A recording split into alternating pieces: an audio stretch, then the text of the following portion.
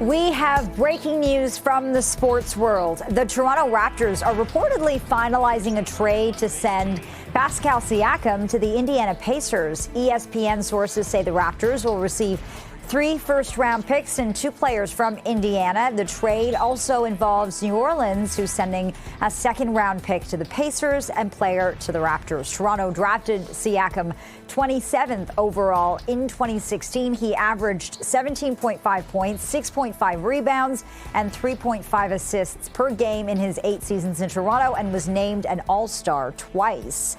Joining us live with reaction to this breaking news is Jay Rosales, co-host of That's a Wrap podcast. Jay, thank you for joining us to talk about this. Why this deal and why now? What do you think? Well, this has been a deal that's been in the works for quite a while now. Pascal Siakam's name has been rumored in the trade rumors for well over a year, 2 years now. With his contract up for expiration at the end of this season, the rumor mill just kept on going. And, because of what happened last year with Fred VanVleet leaving in free agency for nothing, the pressure was on for Masai Ujiri and Bobby Webster to do something. And when the two sides could not meet on a contract extension, I think the writing was on the wall that a deal was going to have to be made so that the VanVleet situation that happened last year wouldn't happen again this year.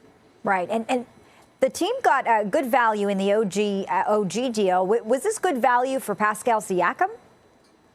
I think considering he was an expiring contract, usually the return for a player of this magnitude is usually not that great when the person can just sign wherever they want to in the offseason.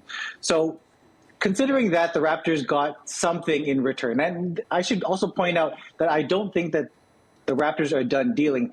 If we look at the logistically, they got back 3 players and are sending out 1. So that actually increases their roster size by 2.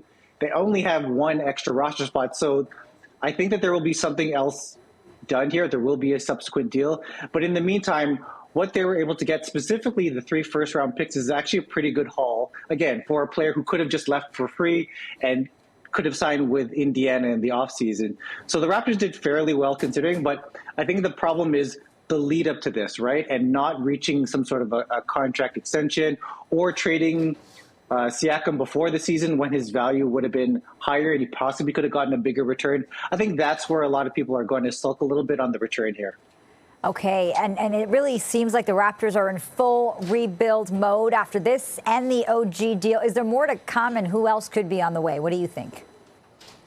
I would think to keep an eye out on Bruce Brown. He's the one coming in from the Pacers, but he was a member of the championship Denver Nuggets last year. He could be a valuable piece to another contending team, and I think we've already outlined here that the Raptors are currently not a contending team.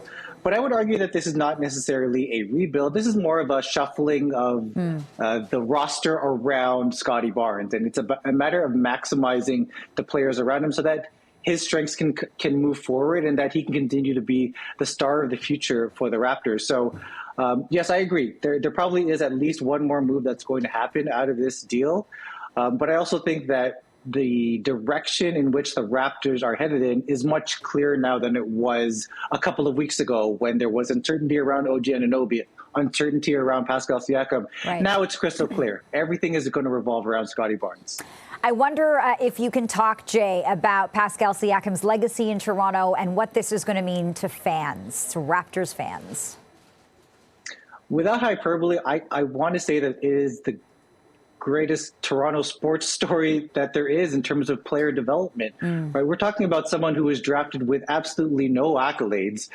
And when his name was announced back in 2016 by the Raptors, a lot of folks were like, who is this guy? And he just continued to improve year after year, whether it was winning MVP in the finals of the G League in his first season, being a key contributor to the championship winning team, winning most improved player, All-NBA twice, All-Star twice.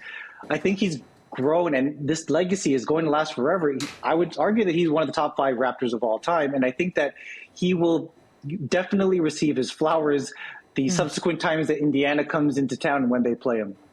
Well said. Jay Rosales, co-host of That's a Wrap podcast. Thanks so much for joining us this afternoon. Thanks for having me.